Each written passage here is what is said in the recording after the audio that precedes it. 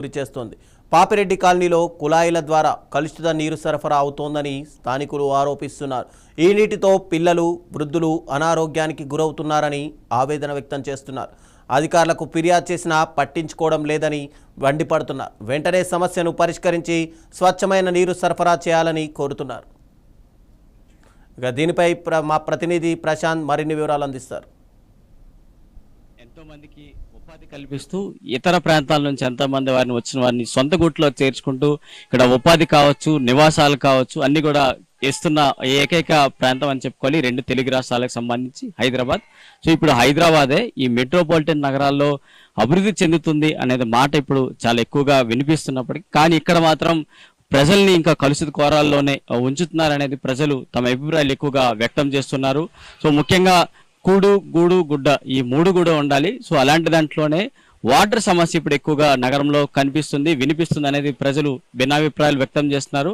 So కొండాపూర్లోనే ఇటు Papareddy colony సంబంధించి water ఏదైతే వస్తుందో సో వాటర్లో ఈ డ్రైనేజీ వాటర్ కలుస్తుంది, మురుగు వాసన వస్తుంది అనేది ఇక్కడ స్థానికులు అయితే చెప్తున్నారు. సో స్థానికులను అడిగి తెలుసుకుందాం. సార్ ఏంటి ఎన్ని రోజుల నుంచి కలుషిత నీరు వస్తుంది? 2 నెలలు 3 నెలలు సార్. అయితే ఇప్పటికి మాకు ఏం రావట్లేదు. చెప్పిన కంప్లీట్ తీసుకుంటారు. మాకు చెప్పినా మాకు ఏం టెక్నీషియన్ అంటారు, ఎడిచి పెడతారు.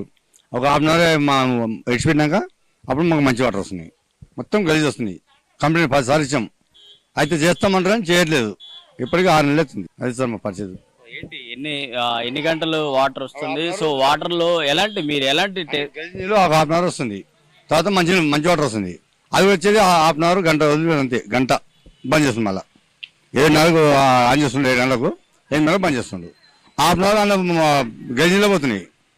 అందులో గజనీలో హాఫ్ అన్ అవర్ వస్తున్నాయి. ఇప్పుడు ఆ నీరు తాగడం వల్ల బయట వదిలిపెడుతుంది నీళ్ళు. అవి అది తాగితే మాకు ఎక్కడో భోజనం వస్తున్నాయి. బయట వదిలిపెడుతున్నాం. అవి మంచి వచ్చినప్పుడు చూసి పట్టుకుంటున్నాం. డ్రైనేజ్ ఓవర్ఫ్లోస్ అంటే చాలా విపరీతంగా ఉంటుంటాయి ఇక్కడ. దాంట్లో పాటు అక్కడనే మ్యాన్హోల్ ఉంటుంది, HMWS వాటర్ విప్పేది. దాని దగ్గర ఈ డ్రైనేజ్ వాటర్ దాంట్లో ఇంటర్మిక్స్ అవ్వడం వల్ల వాటి మురుగునీరు త్రాగునీరులో కలవడం, ప్రజల ఆరోగ్యం పనంగా పెట్టేసి జీవించాల్సిన పరిస్థితి ఏర్పడింది. ఇది షెర్లింగంపల్లికి ఓటు బ్యాంకు ప్రకారంగానే చూస్తారు ఈ పాపిరెడ్డి కాలనీని. దాదాపు ఆల్మోస్ట్ ఒక 22 బూతుల వ్యవస్థ ఉంది. 25,000 ఓట్లు ఉన్నాయి. కేవలం మమ్మల్ని ఓటర్స్ మాత్రమే చూస్తారు ఇక్కడ. కానీ స్థానిక సమస్యల పట్ల కానీ మాకు యాక్సెసే కానీ, రోడ్ యాక్సెసే కానీ, వర్షాకాలం వస్తే మేము ఒక దీవిలో ఉన్నట్టు భావించుకోవాలి మేము ఇక్కడ ముఖ్యంగా. అంతేగాని మరీ ముఖ్యంగా ఈ మధ్య అయితే స్ట్రీట్ లైట్స్ ప్రాబ్లమ్స్ చాలా ఉన్నాయి. స్ట్రీట్ లైట్స్ వల్ల ఒక 2 చనిపోయినారు. మీకు అంటే రైల్వే స్టేషన్ దగ్గర లింగంపల్లి బ్రిడ్జ్ దగ్గర సాయంత్రం వేళ ఎవరైతే సెకండ్ షిఫ్ట్, థర్డ్ షిఫ్ట్ చేసుకొని వస్తారు చూడు, వాళ్ళకి ఈ స్ట్రీట్ డాగ్స్ ఉండడము, ఆ స్ట్రీట్ లైట్ లేకపోవడం వల్ల ఏమవుతుందంటే ఆ కుక్కలు ఆ బండి వెనుక పరిగెత్తడం రాత్రిపూట, ఆడు స్పీడ్గా వెళ్ళి ఒక స్తంభాన్ని గుద్దుకోవడము, ఈ గోడ గుద్దుకోవడం, అట్లాంటి స్ట్రీట్ లైట్స్ ప్రాబ్లమ్ చాలా ఘోరంగా ఉన్నాయి.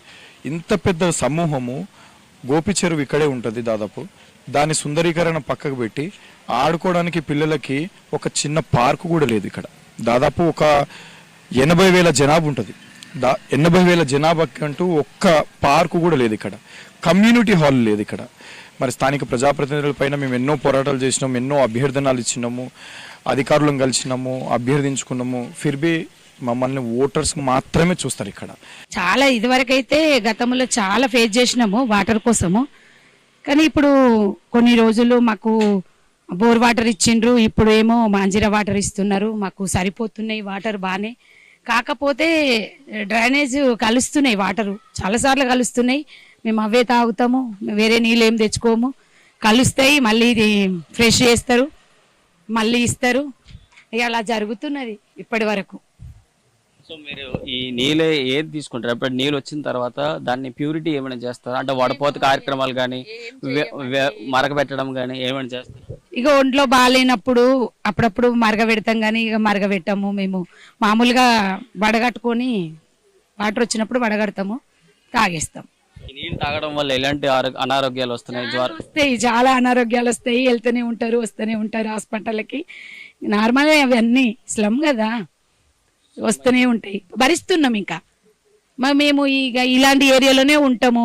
ఇంతకు మించి వేరే పెద్ద ఏరియాలకు మేము పోలేము కాబట్టి ఇలా మాతో పాటు ఇవన్నీ కష్టాలు ఉంటాయి, భరిస్తున్నాము. ఏదో నడుస్తుంది ఇలా.